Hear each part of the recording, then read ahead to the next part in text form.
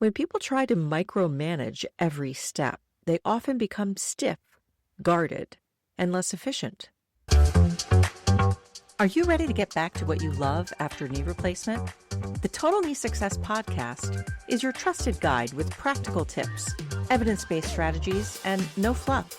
It's not personal medical advice, just solid education to help you manage pain, regain mobility, and get back to living the life you love. Let's dive in. Welcome back to the Total Knee Success Podcast. I'm Michelle. Have you caught yourself trying to place every step just right since surgery? Maybe you're thinking heel first, straighten the knee, bend the knee, do not limp. Stand tall, do not sway, do not favor that leg. Keep the stride even. And if that sounds like a lot and it sounds familiar, you're not alone. By the end of this episode, you'll understand what a healthy gait actually looks like after knee replacement and feel more confident shifting from perfection to progress. This is part 2 of our 4-part walking series. In episode 67, we talked about why walking can feel strange after knee replacement. Today is the natural next step.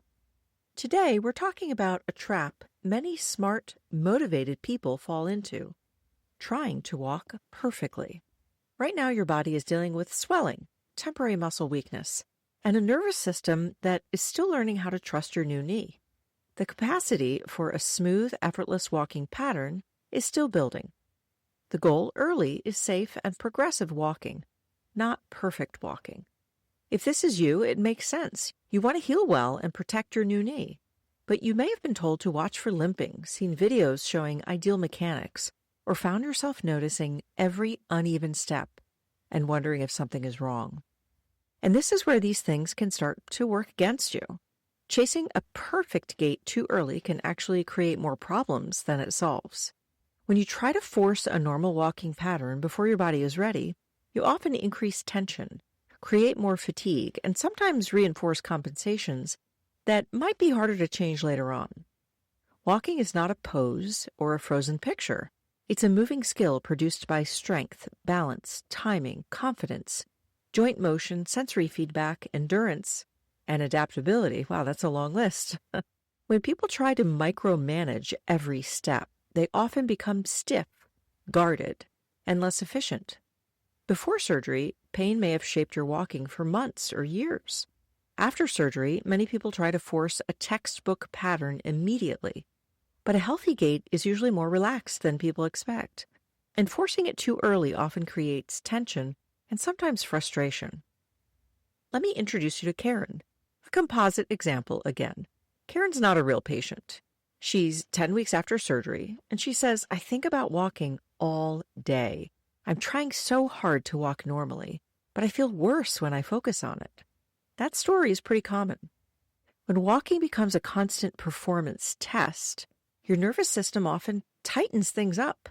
Steps become less fluid, breathing might become more shallow, fatigue rises faster. Small, normal variations might feel kind of alarming. So what does healthy gait actually look like after knee replacement? First, it usually looks like someone is adapting. Steps are not identical. Human walking has natural variation. Even healthy people who did not have knee surgery do not repeat the exact same step over and over. Slight differences in stride length, cadence, arm swing, and loading are normal. Second, it usually looks efficient, not dramatic.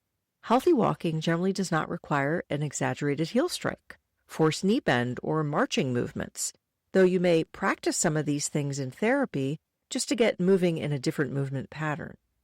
Many people overcorrect by trying to look smooth instead of letting movement become smooth. Third, it usually looks confident enough, but not perfect. Not perfect confidence. Enough confidence to let your leg accept weight, let the body move forward, and keep the rhythm without constant checking. Fourth, it usually looks sustainable. If you can walk in a way that feels steady for a meaningful distance without a major flare afterward, that often tells us more about how polished it might be than how it looks for 10 seconds in a mirror. Research suggests that walking speed, functional performance, and strength often continue improving across many months after total knee arthroplasty. That means gait is commonly a moving target during the first phase after surgery, not a final product to judge that early. Now let's talk about what people mistake for good walking. Some people think equal step length at every single moment means success, and that's not necessarily true. Some people think no limp for 20 feet means success. Not necessarily. Some think walking slowly and carefully is always safer. And that's not necessarily, again. Some think looking normal matters more than feeling capable. Also, I think that's a farce. A better question might be, does your walking pattern support progress? Does it allow regular practice? Does it keep symptoms manageable? Does it improve endurance? Does confidence grow over time? And can you handle daily life more easily than last month? Those markers are often more meaningful than whether your gait looks perfect on any one given day. So let's talk about this. There are times when simple cues can help, as long as they stay simple and temporary. Aim for roughly even steps as they are comfortable. Allow a gentle heel contact if it feels natural. Stand tall rather than looking down for every single step. But again, we want to be safe. If you need to look down to be safe, don't beat yourself up if you're glancing toward the floor. Try to walk at a comfortable, steady pace. If you're using a cane or a walker, use it as recommended to support safety and confidence. And these are guides, not rules, and they should support movement rather than control every step. And they may be adjusted based on your symptoms and guidance from your care team, especially your physical therapist.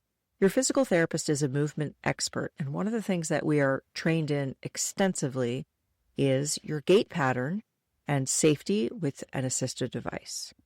Now, there are also times when more specific guidance is needed. If you're finding it hard to put weight through your surgical leg, taking very uneven steps because of fear, or developing compensations that limit progress, that is a time to speak with your physical therapist.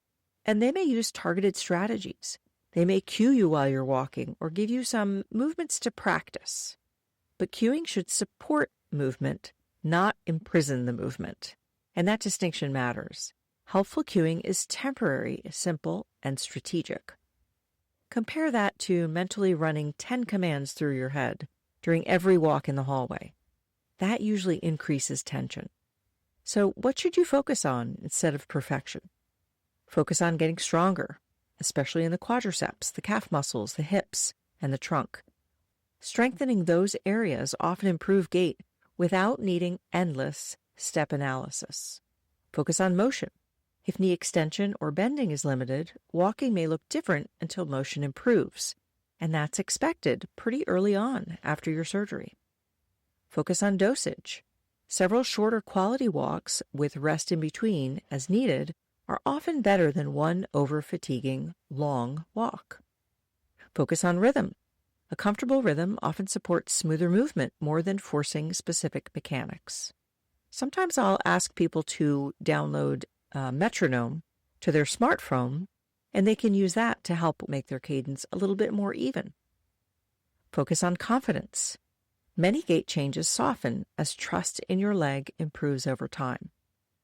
Focus on consistency over isolated, good and working hard days.